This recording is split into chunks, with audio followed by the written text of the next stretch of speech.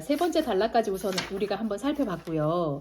그 다음에 네 번째는 바깥이고 다섯 번째는 아니에요. 뭐 여기서 남녀에 관한 얘기도 좀 나오는 것 같고 네. 노인에 대한 얘기도 좀 나오는 것 같고 네. 그 옷 얘기할 때 있잖아요. 네. 옷을 갈아입는 옷장을 열었는데 입을 게 하나도 없다. 네. 근데 엄마도 그걸 많이 느꼈는데 이분의 글을 읽고 아, 나 그래서 그랬구나를 좀 알았어요. 내가 학습지 교사를 하다가 네. 이제 가정주부로 돌아왔어. 네. 가정주부로 돌아왔다가 다시 뭐 분양하는 일을 했어. 네. 항상 이 턴할 때 보면 네. 입을 옷이 없다. 아. 진짜 입을 옷이 없다. 그런 거가 여기서 그 이유가 그 말을 할 수밖에 없는 이유가 잘 묘사가 되어 있는데 그러네. 그러네. 이러면서 공감하면서 읽었거든요. 이런 옷이 항상 없잖아요, 갱갱씨. 저는 진짜로 없어요. 저는 그냥 거적대기 있어도 잘 입고 다니는 편이라서 엄마가 맨날 백화점에서 할인하는 거 10% 이런 거 맞아요. 가져오면 그냥 그거 입고 다니고 네네. 뭐 패션이라는 게 없고 패션 자신의 주관 이런 게 없어요. 옷에 대해서 나를 옷으로 좀 표현하는 그런 사람들을 보면은 막 멋있고 그러고 싶다는 생각도 하는데 그와 동시에 굳이 그래야 할까? 나도 거기서 부딪힐 때가 있어요. 네. 야, 굳이 이렇게까지 해야 될까? 근데 그러다 보면은 진짜 물리적으로 실질적으로 옷이 없어지는 순간이 와요. 맞아요. 그렇게 살다 보면은 고등학교는 기숙사에 사니까 사복을 입을 일이 없어요. 필요가 없었는데 이제 주말에 집에 오면은 입을 옷이 없다. 여기서 저자가 말한 대로 네. 자기 포지션이 바뀌었어. 그러니까 딱 장롱문을 열었을 때 네. 입을 옷이 없다. 바깥에서도 체육복을 입을 수는 없잖아요. 맞아. 착한 건 그만 얘기 먼저 좀 해주실래요? 착한 건 그만? 착한 건 그만? 착한 건 그만이라는 게 뭐냐면은 여성들은 좀 더 약간 나긋나긋하게 키워지는 경향이 있잖아요. 맞아요. 그렇기 때문에 이 일 좀 해줄 수 있어? 라고 했을 때 자기 친구가 반사적으로 네네 이런 다음에 나중에 와서 내가 왜 내라고 했지? 이렇게 후회하는 부분이나 난 그런 적 많아요. 네. 그러니까 남자 동료들은 네? 농담이시죠? 이러는데 여자 동료들은 너무 쉽게 수긍을 하고 맞아. 뭐 월급을 올려준다거나 보너스를 준다거나 그런 거 없이 그냥 감정적으로 인정만 해줘도 와 되게 보상받는 것처럼 감사해야 한다? 맞아. 내가 그 사람이 나한테 고맙다는 말이라도 했으면 내가 이러진 않아. 뭐 이런 네. 식의 표현. 네. 고맙다고 그거 아니야. 부당해. 부당한데도 그러니까 그런 말을 자주 듣고 자라서 그런 건지 여자들이 그런 게 있고 나긋나긋하고 착하게만 키워졌다. 그러니까 이제는 좀 더 자신의 권리를 주장하고 뭐 너무 착하게 살지 말자 이런 내용인데요. 이걸 읽으면서 저는 한 번 더 생각해 볼 수 있어서 착한 거는 좋은 거긴 한데 이게 내가 진짜로 이렇게 행동하기 원해서 착하게 구는 건지 아니면 사람들의 기대 이런 거에 못 이겨서 수긍을 하는 건지 이런 거를 구분해 볼 필요가 있다. 근데 누가 되게 못되게 굴었는데 어느 날 요만큼 나에게 잘해줘. 그러면은 그거를 되게 고맙게 느껴. 뭔지 알아. 되게 성은이 만족한 것처럼. 맞아. 그런 게 좀 더 여자들이 자주 강하다. 가지고 있는 성품이고 이게 여기에 좀 나와 있습니다. 맞는 말인 것 같아. 네. 그걸 읽으면서 말하기에는 되게 구차하다고 느껴지는데 듣는 입장에서는 힘들어. 마음. 실리를 챙기자. 이름의 사회학. 이거는 제가 되게 일단 처음 문장부터 제가 완전 박수를 쳤어요. 생각이 잘 안 나는데? 엄마는 특정 인물의 누군가를 미워해본 경험이 없어서 그래요. 이름의 시작이 사회요? 나는 데이브들에게 불만이 있다. 데이브. 예외가 한두 번은 있었겠지만 내가 살면서 만난 데이브라는 이름의 남자들 중에서 내가 끝까지 좋아하거나 믿게 된 사람은 없었던 것 같다. 반면에 내가 아는 데이비드들은 거의 다 괜찮다. 이게 되게 미신 같고 되게 뭐 근거가 없는 것 같고 이런데 이런 경험이 전 있었거든요. 그러면서 너무 공감이 되는 거예요.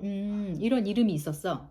네, 저는 라는 애한테 항상 불만이 있었어요. 그 이름이 흔한가 보네. 여러 번 경험을 했어? 2번 경험했어요.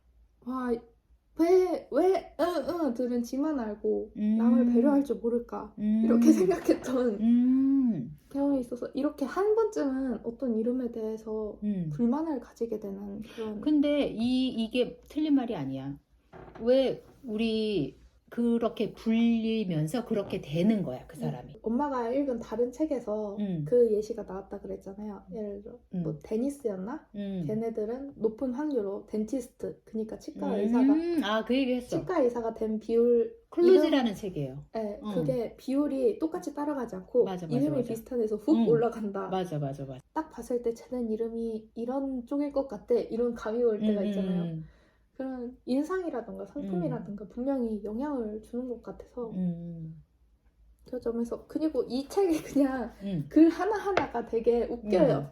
익살스러워, 이 부분은. 네. 맞아. 우선 데이브 오가 있었다. 목이 굵고 양아치 같았던 이탈리아계의 그가 내게 마지막으로 한 말은 우리가 고등학교를 졸업한 날 밤에 자동차 뒷좌석에서 달콤하게 속삭인 말이었다. 난 씨발 너를 이제 그만 안 볼 거야.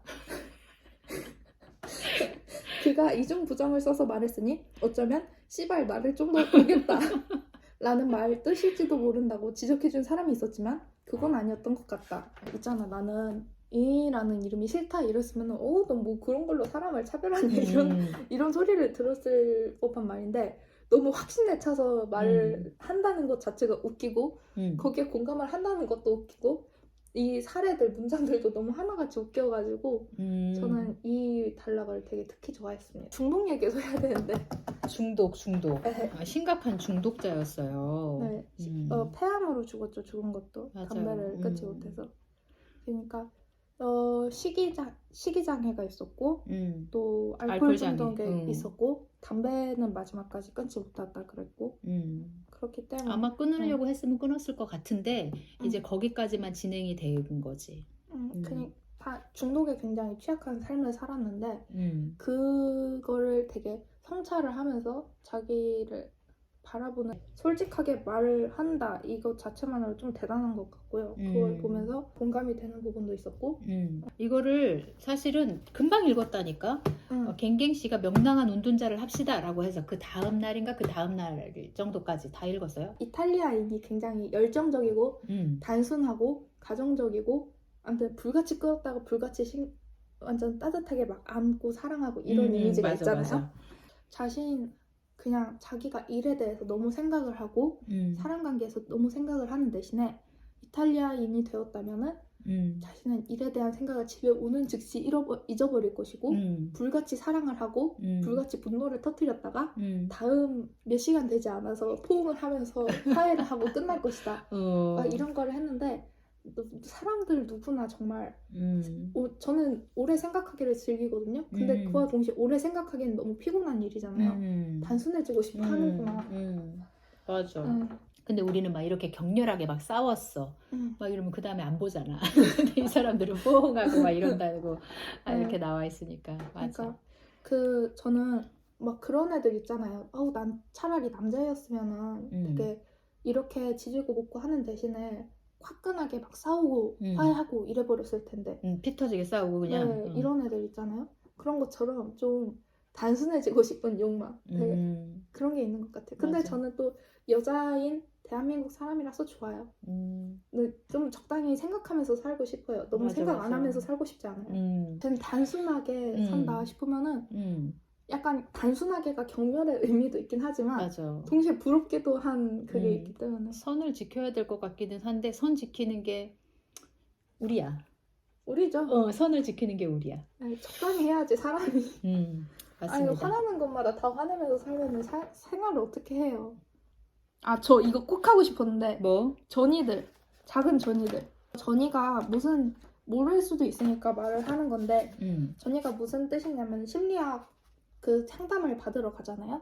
그러면은 선생님은 그 상담사는 자기 사견을 섞지 않고 그 자신에 대해서 바라볼 수 있게끔 질문을 던져준다거나 이런 식으로 이끌고 나가기만 하지 자신에 대한 어떤 의견이나 이런 거를 드러내지 않아요. 그렇기 때문에 그 반응에 이 선생님이라는 사람 대신에 자기가 뭐 존경하거나 두려워하는 인물, 뭐 사랑했던 인물 이런 사람을 비춰서 본다. 이 사람은 아무것도 안 했는데도 내가 이 사람을 격렬하게 증오하거나 격렬하게 사랑하거나 이런 감정을 느끼는 걸 전이라 그러거든요. 상담사한테?